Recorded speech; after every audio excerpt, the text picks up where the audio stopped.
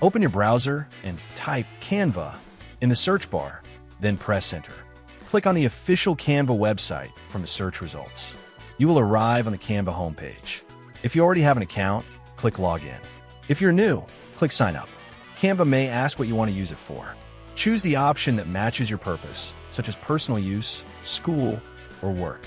Next, Canva may ask where you're currently studying or working. Select the option that applies to you. You will see Canva's welcome screen. Now you're on the Canva dashboard. Here you can explore thousands of templates or search for anything you want to design. To create something new, from here, you can choose formats like presentation, poster, Instagram post. Canva AI will open a new page where you can describe the type of logo you want. In this example, we ask Canva AI to create a logo featuring the letter A. The AI begins generating logo ideas, and you will see different design options appear on the screen.